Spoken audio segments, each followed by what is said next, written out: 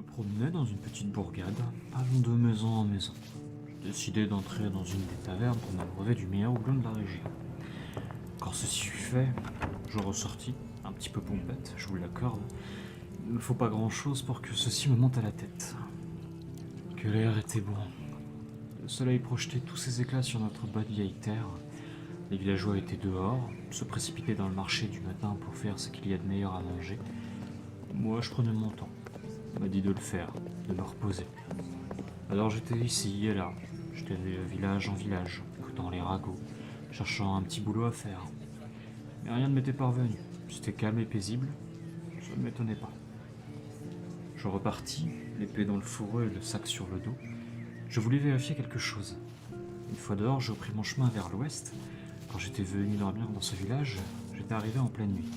Et il me semblait qu'il y avait une grotte dans quelques collines aux alentours. Ma vue est imparable, même de nuit. Et actuellement, je vois parfaitement cette tache sombre qui est comme une anomalie sur la toile de la nature. Allons-y, jetons un coup d'œil à ce qui pourrait me défouler un peu.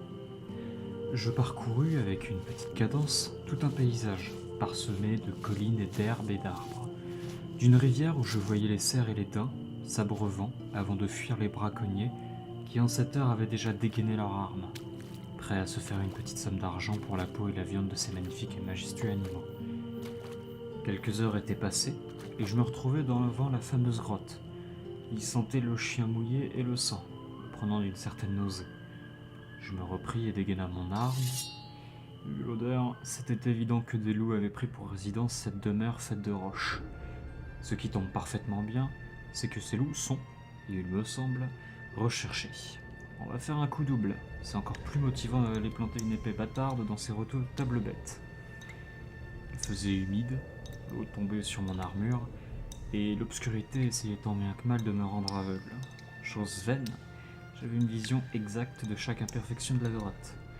D'ailleurs, j'avais aussi une vision exacte des yeux rouges qui me regardaient, des mâchoires qui grognent, des pattes qui grattent la terre et leur museau qui dégageait la poussière sur le sol. Ils sont 5, ça ne va pas être simple. Et c'est une petite famille. Je vois la mère qui bave de me planter ses crocs dans le cou. Il bondit, le malheureux. Je le transperça d'un coup rapide et précis dans l'abdomen, tira ma lame d'un coup de pied dans le ventre de cet inconscient, et découpait son frère en deux, rendant les autres fous de rage. Ils s'attaquèrent à moi, j'abattis mon arme sur les plus petits qui avaient l'intention d'emporter ma jambe. Merde, elle est coincée. L'autre en profita pour me mordre le poignet. Le sang gicla. Je sais maintenant qui va mourir en dernier.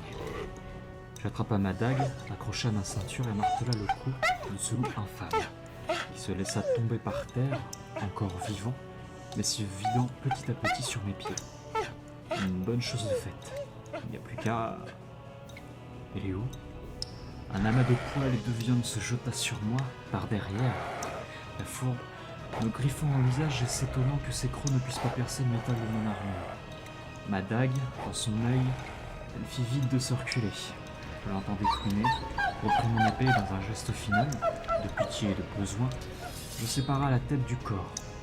Je me retourna et fis de même pour ce loup qui m'avait mordu le poignet. J'appliqua un bandage autour de cette plaie nauséabonde, repris mes affaires et la tête de la mère louve pour la rendre au seigneur de la région, afin de toucher ce qui m'est dû. J'étais de retour en ville, pas dans un même état qu'au moment où je suis parti, mais je pouvais pas me plaindre en regardant se balancer la tête d'une louve accrochée à ma ceinture. J'étais devant le seigneur, qui reprit la tête et me remercia, si bien qu'un mot se projeta sur mes yeux, mon écran. Mission accomplie. Congratulations. Je posa ma manette sur la table, regardai ces lettres qui s'affichaient sur mon écran et déclara à moi-même « C'est la première fois qu'on me félicite. » Et je repris ma manette. Merci d'avoir écouté notre nouvelle. Si vous souhaitez nous aider, n'hésitez pas à partager avec nous votre ressenti. Et si vous voulez participer à notre évolution, nous avons également un Utip dans la description de cette vidéo. On vous souhaite, Ulf et moi, une agréable semaine. À bientôt, nous l'espérons.